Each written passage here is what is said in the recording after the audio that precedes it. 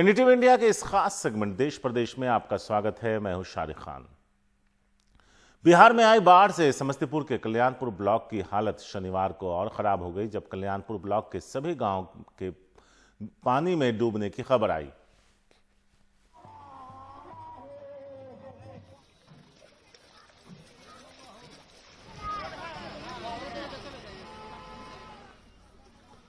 प्रभावित लोगों को बांध की ऊंचाई वाली जगह पर जान बचाने के लिए जाना पड़ा। कई लोग घरों में घुटने तक पानी भरने की शिकायत कर रहे हैं। वो ये भी कह रहे हैं कि उनकी मदद के लिए अब तक कोई नहीं आया।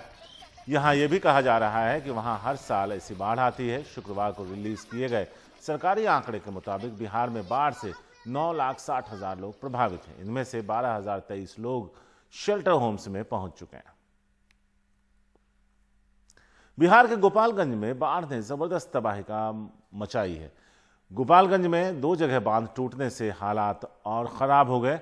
गंडक नदी में 4 लाख क्यूसेक पानी छोड़े जाने की वजह से बांध टूटे हैं, जिससे ज्यादा नुकसान हुआ है। पटना के डीएम ने खाने और राहत सामग्री के पैकेट बनवाकर इन इलाकों में बंटवाया है। वायुसेना ने भी हेलीकॉप्टर से राहत सामग्री बंटवाई है।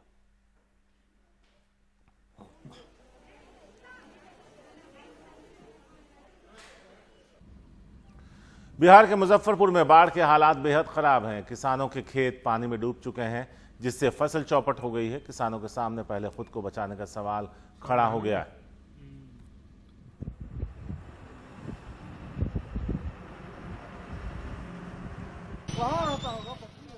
बिहार के दरभंगा में बाढ़ और बारिश ने तबाही मचा रखी है। दरभंगा में बारिश इतनी हुई कि पानी थाने के अंदर घुस गया। इन तस्वीरों में आप देख सकते हैं कि सभी गाड़ियां पानी में तैरती नजर आ रही हैं। थाने के सभी कर्मचारी सड़क पर खड़े रहने को मजबूर हैं। पुलिस की गाड़ी में जरूरी काम निपटाया जा रहा है।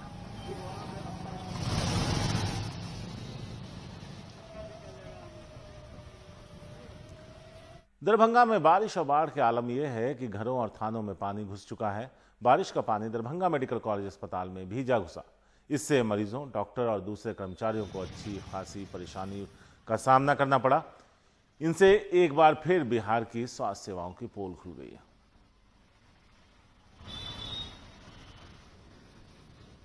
असम के नौगांव में हर तरफ बाढ़ की तबाही का मंजर देखा जा सकता है। कई स्कूल और सरकारी दफ्तर बाढ़ की भेंट चढ़ गए। बोरपानी, कापिली और कलंग नदियों का पानी खतरे के निशान से ऊपर बह रहा है। मोरगांव, आमतला और कमार गांव के लोग सबसे ज्यादा प्रभावित बताए जा रहे हैं। इन इलाकों में पीने के पानी का संकट खड़ा हो गया है और लोग चापाकल या हैंडपंप के पानी का इस्तेमाल कर अपनी जरूरत पूरी कर रहे हैं। स्थानीय लोग बताते हैं कि उनके खेत और घर बाढ़ में डूब चुके हैं और करीब 50,000 लोग इससे प्रभावित हैं। असम में बाढ़ से अब तक 96 लोगों की मौत की खबर है, जबकि असम ने इस साल चौथी बार ये कहर देखा है। भारी बारिश की वजह से उत्तर प्रदेश के महोबा का जिला अस्पताल एक बार फिर पानी में डूब गया। डॉक्टर के कमरे से लेकर सभी वार्ड में घुटने भर से ज्यादा पानी जमा है। डॉक्टर जमीन पर पैर नहीं रख पा रहे। मरीज के बेड के नीचे पानी जमा है। अस्पताल के बाहर भी काफी पानी मौजूद है, जिससे मरीजों को अंदर लाने में भी परेशानी हो रही है। मरीज से लेकर इलाज करने वाले डॉक्टर, कर्मचारी सभी परेशान हैं। पानी भरने से उपकरणों के भी खराब होने का खतरा है। कुछ दिन पहले भी भारी बारिश के बाद अस्पताल में पानी भर गया था। इसका एक तरीका सीएमपीडब्ल्यूडी के द्वारा ये बताया जा रहा है कि हम इसके दरवाज़ों को और इसके धरातल को थोड़ा सा ऊपर उठाएं, क्योंकि अभी छत पे थोड़ी सी छत ऊंची है, तो हम बेस को ऊपर करके और उसको ऊंचा उठा सकते हैं, जिससे पानी आना बंद हो जाए। तो उसमें भी अभी हमारे जो इंजीनियर हैं वो बना करके देखेंगे कि उसमें क्या हम कर सकते हैं। अगर उसको करने से हमारा ये समस्या का निदान हो सकता है तो वो करेंगे। बिहार में कोरोना के मरीजों की तादाद लगातार बढ़ती जा रही है। पिछले 24 घंटे में बिहार में सबसे अधिक 2803 कोरोना के नए मरीज सामने आए। नए मरीजों में 24 जुलाई के 1021 और 23 जुलाई के 1782 नए संक्रमित शामिल हैं। इसके साथ ही बिहार में कोरोना के मरीजों की तादाद बढ़कर 36,000 पार कर गई है। बिहार में रिकवरी रेट भी 67.52% हो गई है। और इधर जितना संदिग्ध नजर आ रहा है।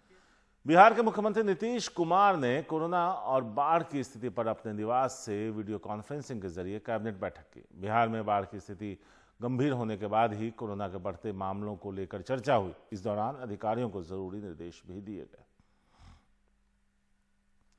हाजीपुर सदर अस्पताल का एसएनसीयू और बाकी स्वास्थ्य सेवाओं में भारी लापरवाही का मामला सामने आया है। यहां बच्चों के एक डॉक्टर के कोरोना पॉजिटिव होने के 12 घंटे तक अस्पताल ने यह बात छुपाई। कोरोना पॉजिटिव डॉक्टर लगातार ड्यूटी करता नजर आया। अब सवाल यह है कि जिन 4 नर्सों ने कोरोना पॉजिटिव डॉक्टर के साथ 11 नवजातों का इलाज किया, क्या वो मासूम बच्चे और नर्स कोरोना के संक्रमण से बचे हैं? लेकिन बच्चों के परिजन और स्टाफ खासे परेशान है।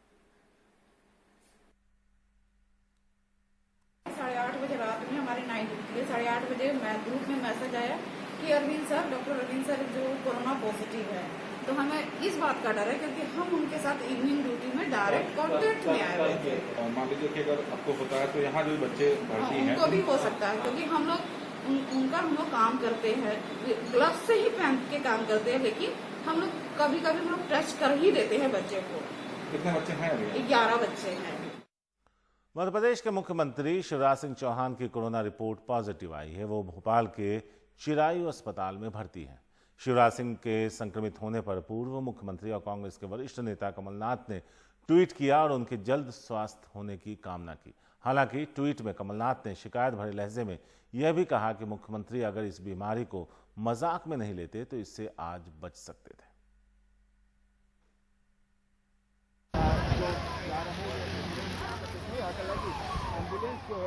मध्य प्रदेश के मुख्यमंत्री शिवराज सिंह चौहान भोपाल के चिरायू अस्पताल में भर्ती हो गए हैं।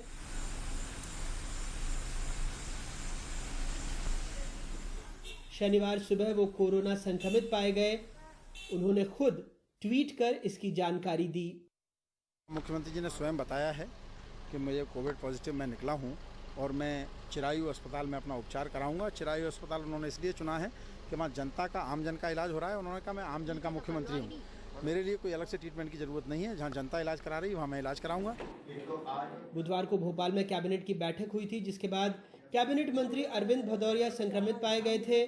मुख्यमंत्री ने उसके बाद 2 दिनों तक लगातार मंत्रियों के साथ 1-to-1 चर्चा भी की। कांग्रेस तभी से पूरे मंत्रिमंडल के टेस्ट की मांग कर रही थी। जिनकी मीटिंग हो रही है, पहले तो ये सब लोग जांच करा ले कोरोना की, क्योंकि अभी भी काफ़ी ये गंभीर विषय है। कल वो सब उनके साथ मौजूद थे कैबिनेट में और आज ये लोग मीटिंग कर रहे हैं। कहीं ना कहीं जो नियम आम जनता के लिए हैं कि अगर कोरोना पॉजिटिव आपके संपर्क में आए, सबको जांच करनी चाहिए, सबको सेल्फ आइसोलेट होना चाहिए। पिछले 15 दिनों में 3 कांग्रेस विधायक भी बीजेपी में शामिल हुए। इस मौके पर भी मुख्यमंत्री, कई मंत्री और हजारों कार्यकर्ता शामिल थे। पार्टी अब कह रही है सबका टेस्ट होगा। सारे मंत्री, जनप्रतिनिधि, जो जनता या जो मिले, सब सजग नागरिक है, वो अपनी जांच कराएंगे। जांच में नेगेटिव आए तो कोई बात नहीं, पॉजिटिव आए तो उनको भी वो जो इसके रूल और नियम हैं कोरोना से संबंधित, उसकी गाइडलाइन का वो पालन करें। मध्य प्रदेश में कोरोना संक्रमितों की तादाद 26,000 के पार पहुंच गई है। राजधानी भोपाल में 4 महीने में एक्टिव मरीज 500 थे, जो पिछले 20 दिनों में 1500 से ज्यादा हैं। लिहाजा शहर में 10 दिनों का लॉकडाउन है। ड्रोन से भी लोगों पर नजर रखी जा रही है। आउटर नाके हमारे 8 हैं, वो लगे हुए हैं। इंटरनल करीब हमारे 44 पॉइंट्स हैं, जिस पे हम लगातार लोगों को रोक रहे हैं, वापस कर रहे हैं। अगर कोई निकल के आता है और ट्रिवियल लोगों इश्यूज़ के ऊपर जब निकल के आ रहे हैं, हम कार्रवाई भी कर रहे हैं उनके विरुद्ध। और आपके माध्यम से भी हम अपील करना चाहेंगे, इन जनरल जो है अच्छा पब्लिक पार्टिसिपेशन रहेगा तो बहुत इफेक्टिवली जो है लॉकडाउन इम्पोज हो सकता है, क्योंकि एक लार्ज रिसोर्ट रहता है लॉकडाउन। इसमें हम जो अगर प्रॉपर्ली इम्प्लीमेंट कर पाएँ इसको, तो जो है कंटामिनेशन के चांसेस काफ़ी मिनिमाइज होते हैं। मध्य प्रदेश के मुखिया कोरोना संक्रमित हैं। आंकड़ा तेजी से बढ़ता जा रहा है। हालात ये है कि मध्य प्रदेश की राजधानी भोपाल में लॉकडाउन लौट आया है, लेकिन इससे भी बड़ी चिंता की बात ये कि शहर में एक्टिव मरीजों की संख्या 1500 के करीब है, जबकि अगर सारे सरकारी और निजी अस्पताल जोड़ दें तो बिस्तर 1700 से ज़्यादा नहीं। बाकी ज़िलों में भी अंदाज़ा लगाना मुश्किल नहीं है। भोपाल से कैमरा पर्सन रिजवान खान के साथ अनुराग द्वारी, NDTV इंडिया। कोरोना महामारी का असर देश भर में रोजगार पर पड़ा है। उड़ीसा के बॉलीवुड कलाकार कार्तिक साहू के लिए कोरोना की वजह से हुई करीब 4 महीने की बंदी के बाद मुश्किलें पहाड़ बन गई। कार्तिक साहू ने इससे निपटने के लिए आखिरकार सब्जी बेचने का रास्ता अपनाया। उड़ीसा के केंद्रपाड़ा जिले के गदरपुर के रहने वाले कार्तिक बताते हैं कि वो 17 साल की उम्र में मुंबई गए और अमिताभ बच्चन से लेकर सचिन तेंदुलकर जैसे बड़े नामों के बॉडीगार्ड भी रह चुके हैं। उन्हें उम्मीद है कि वो जल्द ही बॉलीवुड लौटेंगे।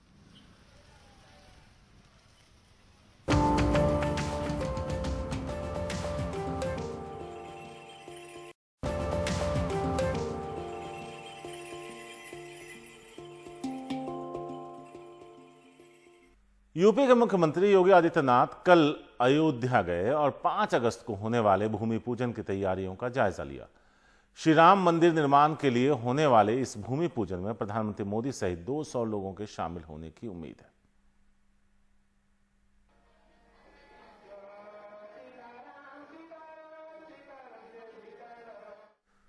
लखनऊ म्युनिसिपल कॉरपोरेशन ने शहर की एक सड़क का नाम मध्य प्रदेश के पूर्व गवर्नर लालजी टंडन के नाम पर रखने का फैसला किया है। अब लखनऊ के चौक चौराहा को लालजी टंडन चौराहा और लखनऊ हरदोई रोड को टंडन मार्ग के नाम से जाना जाएगा। यह फैसला म्युनिसिपल कॉरपोरेशन की ऑनलाइन बैठक के जरिए लिया गया। मध्य प्रदेश के पूर्व राज्यपाल लालजी टंडन ने अपने पॉलिटिकल करियर की शुरुआत लखनऊ से ही एक काउंसलर के तौर पर की थी। इसी महीने 21 जुलाई को उनका निधन हो गया था। पंजाब के मोगा जिले में 65 साल का गुरु तेज कौर के दिन की शुरुआत अपनी बैंक की ब्रांच में जाने से होती है। वो यहां अपनी वृद्धावस्था पेंशन के लिए 750 रुपए की जानकारी लेने आती हैं, जो कई महीनों से नहीं आई है।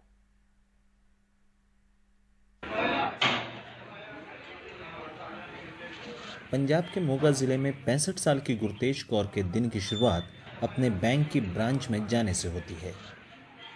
वे यहां अपनी वृद्धावस्था पेंशन के 750 रुपए की जानकारी लेने आती हैं, जो कई महीनों से नहीं आई है। मेरी पेंशन 2 साल होए लगी नू। मुझे नहीं पता कि मुझे पेंशन क्यों नहीं मिल रही है। मैं वरिष्ठ नागरिक हूँ, मेरे परिवार में कमाने वाला कोई नहीं है। मैं सिलाई करके अपना खर्च चलाती हूँ। सरकार को मेरी पेंशन जारी रखनी चाहिए। इसलिए मेरी पेंशन मेरी मिलनी चाहिए है। मैं बहुत औखी है। राज्य के सामाजिक सुरक्षा विभाग का कहना है कि पेंशन में उन्हें 162 करोड़ रुपए के घोटाले का पता चला है, जिसमें 70,000 से ज्यादा लोग गैर कानूनी तरीके से पेंशन निकाल रहे हैं। ऐसे लोगों के नाम पेंशन सूची से हटा दिए जाएंगे। हमने सारे जिलों में सोशल सिक्योरिटी ऑफिसर्स को ये आदेश दिया है कि टीम बनाएं और ऐसे लोगों को डॉक्यूमेंट्स के साथ बुलाएं और अगर ये अयोग्य हैं तो इनका नाम लिस्ट से हटाया जाए। डॉक्यूमेंट्स देख के जी उन्हां दी नकली पेंशन जड़ी है वो कट्टी जाए। सरकार ने अब ऐसे फर्जी लोगों से रिकवरी करने के आदेश जारी किए हैं। अधिकारियों के मुताबिक ये फर्जीवाड़ा करीब 2015 से चल रहा है। लोग फर्जी आयु प्रमाण पत्र बनवाकर पेंशन निकाल रहे थे।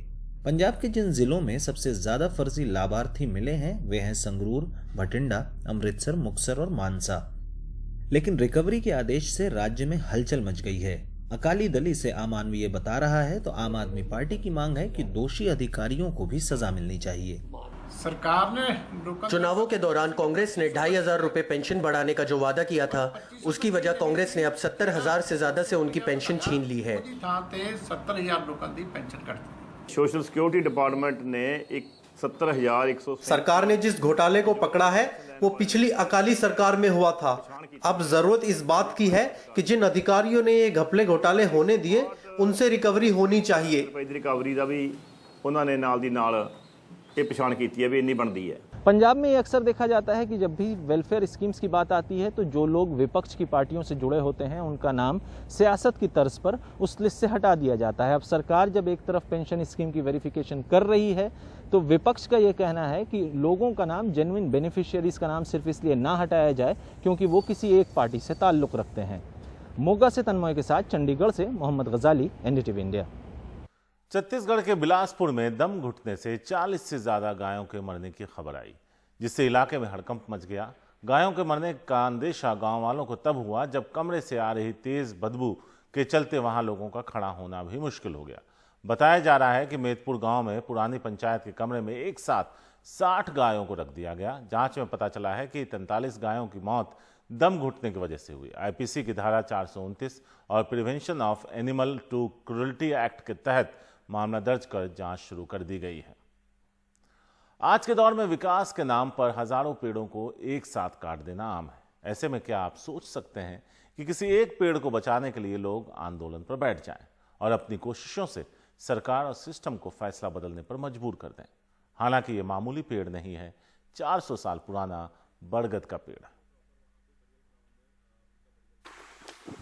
महाराष्ट्र के सांगली जिले का 400 साल पुराना ये बरगद का पेड़ एक राजमार्ग के रास्ते में आने पर काटा जाना था। अब विरोध प्रदर्शन के बाद उसे काटने का फैसला बदल दिया गया है।